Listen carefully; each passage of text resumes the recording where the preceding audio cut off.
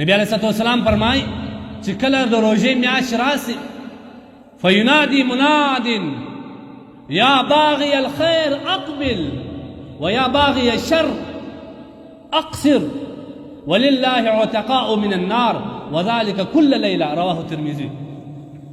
امام ترمذي رحمه الله روایت کړی دی چې کله د روژې میاشت راسي په دا شپه باندې دا فرشتې اعلان کوي، دا فرشتې ژاړي، نارې وایي یا باغی الخیر اقبل، ای د خیر غوښتونکې، ای د خیر تلاشونکې، ای د هغه د هغه رقم د لوړ رتبو غوښتونکې، اقبل راسه دغه د میاشت راله د خیر د راسه کې کوي. ویا باغی الشر، ای د شر غوښتونکې، ای ځان په لوی لاس هلاکت ته وراچونکې، ای ځان د الله و غضب ته دعوت کوونکې، اقصر بس یې کوله، بس که دا میاشت د الله د بغاوت نه ده، دا میاشت د ګناهونو نه ده، دا میاشت د الله د ناراضه کېدو نه ده، دا میاشت د الله جل جلاله سره په مقابل کې د درېدلو نه ده، دا میاشت د دې نه چې الله ته متوجه سه. وذلک کل لیله، دا هر شپه په روژه کې دا مبارکې فرشتې دا ندا کوي، دا وزنه کوي، لیکن بیا هم مسلمانان د دې نه اخذ نه اخلي. حضرت ابو هريره رضی الله عنه بل روایت دی اذا كان اول ليله من شهر رمضان صفدت الشياطين، شیطانان په خپلو زنځیرانو کې مضبوطه ودرې الله پاک، وغلقت ابواب النار فلم يفتح منها بابا وفتحت ابواب الجنه فلم يغلق منها بابا وينادي مناد يا باغي الخير اقبل ويا باغي الشر اقصر. د روژې مبارکه میاشت راسي الله د ټول جنتونو دروازې خلاص کړي، یو پکې بند نه وي، او الله جل جلاله د ټول جهنم دروازې بند کړي، یوه پکې خلاصه نه وي، ټول شیطانانو مضبوطه ودري، هغه جنات چې هغه سرکش وي هغه مضبوطه وتړل سي. نو بیا الله وایي یا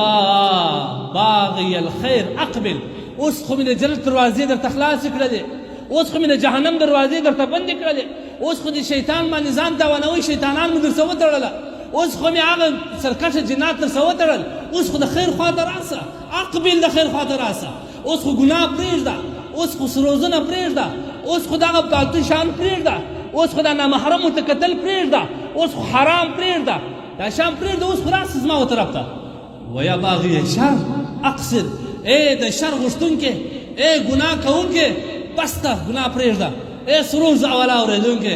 ای نورو ګناه کوونکې نامحرمو ته کتلو والا، ای درواغ ویلو والا، ای بهتان تړلو والا، ای غیبت کولو والا، بس که غیبت یې پرېږده، دا میاشت د غیبتونو نه ده. اقصر بس ته، دا د الله هغه مقدس فرشتې دا دعوت کوي، دا د الله هغه مقدس فرشتې دا اعلانیه کوي روزانه، لیکن بیا هم مسلمان د دې نه اخذ نه اخلي. لهذا محترمو دا یې ډېره مبارکه میاشت ده.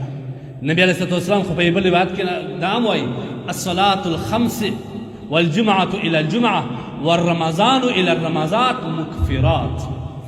یو لمانځه څخه د لمر لمانځه پر چې کومه وقفه ده، کومه ګناه درڅه سوي، الله دا یو لمانځه څخه دا بل لمانځه پر دا مکفرات ګرځي، په لمانځه کې خالي د الله نه غوښتنه وکړه الله یې در معافوي.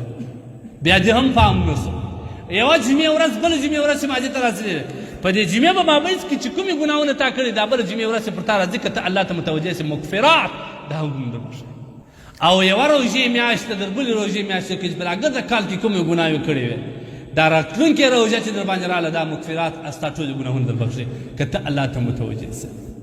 که ته واقع هم د خپلو ګناهونو مغفرت د الله نه وغواړې، که ته سرکشه یې او په روژه کې دومره زیات سرکشه یې چې ګناهونه دې در هغه حد هم واوړې، بیا ستا لپاره مغفرت ونسته. نو لهذا دا ډېر مبارکه میاشت ده. محترمو دا د الله په عباداتو تېرول پکار دی. صرف یو څو عبادت درښیي چې په دې میاشت کې باید تاسو درسره کړئ. یو عبادت چې کم دی هغه د روژې نیول دی. یو روژه دا ته نه وایي چې صرف خوله بنده کړه، روژه خو دا ده چې الله جل جلاله هغه حلال شان چې خوراکه ده چې شک دی او ستا خپله حلاله بیبي د الله در باندې منع کړل، درواغ ویل، دوکه کول، زنا کول، سروز اورېدل یا داسې نور نواړه کارونه کول، ګناهونه کول، دا خو به طریقه د اولاد ته حرام دی، دا خو حلال شی پر تا باندې الله منع کوي، دا خو په طریقه اولاد ته حرام دی. علما لیکي چې دا روژه الله جل جلاله په دې وجه فرض کړې ده چې کوم وخت انسان وږی سي، انسان تږی سي، هغه خواهشات یې ټولې شاته سي، خواهشات انسان ته په ډک نس راځي، نو بیا دې الله ته متوجه کېږي، د الله نه استغفار کولی سي.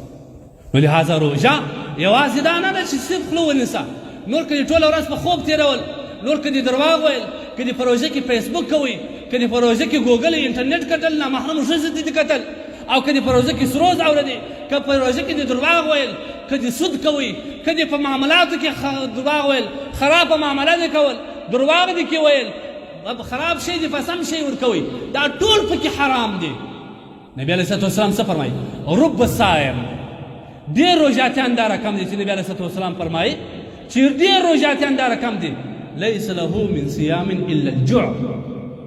د دې روژې بله هېڅ فایده نه ده، یوازې لوږه ده. ډېر دا رقم دي چې ټوله شپه په تهجد باندې ولاړ وي، یوازې ولاړ او ستړیا وي، نور هېڅ اجر یې نشته. ته چې روژه نیولې ده ځان دې وږی کړی دي، د درواغو نه ځان نه راګرځئ، د فیسبوک نه ځان نه راګرځئ، د نامحرمو ته د کتلو نه ځان نه راګرځئ، د سروز اورېدلو نه ځان نه راګرځئ، د خراب معامله د خراب کاروبار کول نه ځان نه راګرځئ، په کاروبار کې د درواغ نه، د دوکې نه، د حرام نه، د سود نه، د ربا نه ځان نه راګرځئ، د ظلم څخه ځان نه راګرځئ، د یتیم مال د لاندې کولو څخه ځان نه راګرځئ. دا روژه هېڅ فایده نه درته کوي. ویې ستاسو دا څه روژه ده چې په روژه کې تا ته حلال شی الله منع کړل، ته خو حلال شی زه راوګرځېدې حرام ته دې مخه کړل، دا روژه ده؟ د دې روژې اسلام زموږ روژې د هغه روژې سره مشابهت لري چې الله وایي خالي به لوږ ورباندې تېر شي. ځکه زموږ د دې سیمې کسان انا لله و انا الیه، په دې باندې زما ډېر سخت کله کله افسوس راسي چې په نورو ممالکو کې، که په عربو کې، که په مسلمان ممالکو کې، هغه په هر قسم شیانو باندې پابندي ولګېږي. سینماوې بندې سي، کلابان بند سي، مساجد خلاص سي، ټول دې ته مخه کې د ټول شپې به دې کې عبادت وي. تاسو وګورئ په حرمینو کې یو واره خو دا ټول تراویح وسي، په 2 غنټو کې یوه تراویح کېږي، د یوې ورځې تراویح په 2 غنټو کې کېږي. د هغه مابعده بیا د تهجد اهتمام وي، بیا 4-8 رکعاته نور په جماعت باندې کوي، دا ټوله شپه په عبادت تېروي. یا صفا علینا، افسوس پر موږ باندې، موږ خو روژې د ګناه دپاره یو غټ مرکز جوړ کړي. دغه حرامیانو په دې روژه کې خلکو ته ګراونډونه خلاص کړله، دا غټ غټ میدانونه یې دې ته خلاص کړله، دعوت یې ورکړي چې راسئ. دا ظالمانو ورکې خلاصې کړلې، دې چکې شروع کړلې، دا په شپه کې سروزونه اوري، دا د الله ناوړه اعمال کوي. پر دې د الله جل جلاله هغه مځکه واړوي چې دننه په ننوځي چې نور مسلمانان عبرت ځینې واخلي. دا څنګه روژه ده؟ دا خدای روی دی، د رسول الله صلی الله علیه وسلم حدیث،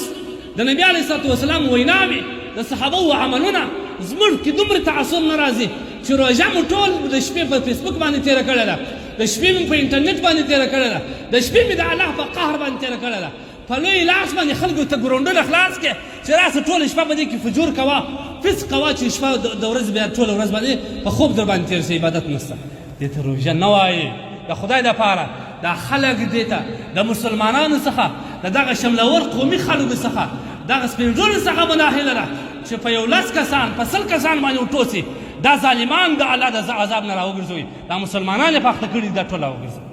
دې ته روژه نه وایي. والله عظیم که د دې روژې یوه ګټه ووینې چې ته ټوله شپه په پتو تېره کړې، ته ټوله شپه په چکه تېره کړې، ته ټوله شپه په سروز تېره کړې، ته ټوله شپه اخته یې، او بیا د ورځې ټوله ورځ په خوب باندې تېره کړې، ماپښین لمانځه ته راکښېنې، بیا د ماپښین لمانځه مابعده بیا ولاړ سې، بېده سې یخ پکې ته بیا ماښام راکښېنې، دا روژه مې ونیول. دې ته روژه نه وایي.